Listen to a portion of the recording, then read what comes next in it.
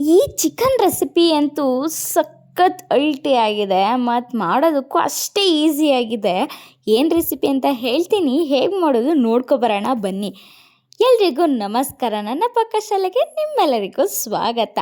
ಬೇಕಾಗಿರೋ ingredients chicken, ಈರುಳ್ಳಿ, ಬೆಳ್ಳುಳ್ಳಿ, ಹಸಿಮೆಣ್ಸಿನ್ಕಾಯಿ, ಪುದೀನ, ಉಪ್ಪು ಮತ್ತು ಮೆಣಸಿನ ಪುಡಿ, ಮೊಸರು, ನಿಂಬೆ ರಸ ಇದಿಷ್ಟು ಮೇಯ್ನಾಗಿ ಬೇಕಾಗತ್ತೆ. ಈಗ ಮಾಡೋದು ವಿಧಾನ ನೋಡೋಣ.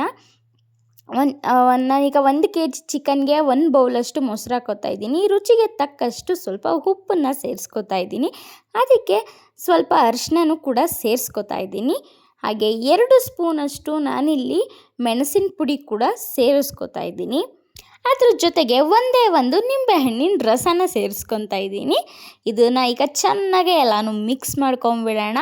ಈಗ ಇದನ್ನು ನಾವು 1 ಅವರಷ್ಟು ಮ್ಯಾರಿನೇಟ್ ಮಾಡಿದ್ರೆ ಚೆನ್ನಾಗಿರುತ್ತೆ. ನಿಮ್ಗೆ ಆಗಲಿಲ್ಲ ಅಂದರೆ ಹಾಫ್ ಆನ್ ಅವರ್ ಆದರೂ ಮ್ಯಾರಿನೇಟ್ ಮಾಡಲೇಬೇಕು ಇದನ್ನು.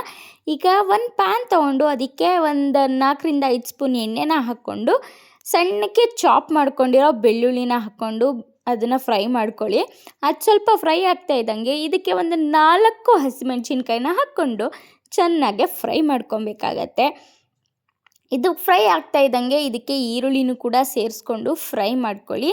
ಇದಕ್ಕೆ ಹಾಗೆ ಸ್ವಲ್ಪ ಅರಿಶಿನ ಪುಡಿನೂ ಕೂಡ ಸೇರಿಸ್ಕೋಬೇಕಾಗತ್ತೆ. ಈರುಳ್ಳಿ ಚೆನ್ನಾಗಿ ಬಾಡಿದ ನಂತರ ಆಮೇಲೆ ಚಿಟಿಕೆ ಅರಿಶಿನ ಸೇರಿಸ್ಕೊಂಡು ಚೆನ್ನಾಗೆ ಬಾಡಿಸ್ಕೊಳ್ಳಿ. ಅದಾದಮೇಲೆ 1 ಸ್ಪೂನಷ್ಟು ಶುಂಠಿ ಬೆಳ್ಳುಳ್ಳಿ ಪೇಸ್ಟನ್ನು ಹಾಕ್ಕೊಂಡು ಚೆನ್ನಾಗೆ ಬಾಡಿಸ್ಕೊಳ್ಳಿ.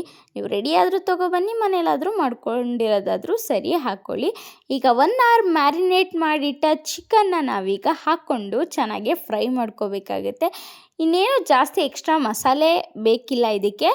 ಇದನ್ನೆಲ್ಲ ಚೆನ್ನಾಗಿ ಫ್ರೈ ಮಾಡ್ಕೊಂಡ ನಂತರ ರುಚಿಗೆ ತಕ್ಕಷ್ಟು ಉಪ್ಪು ಹಾಗೆ ಸ್ವಲ್ಪ ನಾವು ಮೆಣಸಿನ ಪುಡಿನ ಸೇರಿಸ್ಕೋಬೇಕಾಗುತ್ತೆ. 1-2 ಸ್ಪೂನಷ್ಟು ಮೆಣಸಿನ ಪುಡಿ. ಅದಾದಮೇಲೆ ಸೇರಿಸ್ಕೊಳ್ಳೋಣ.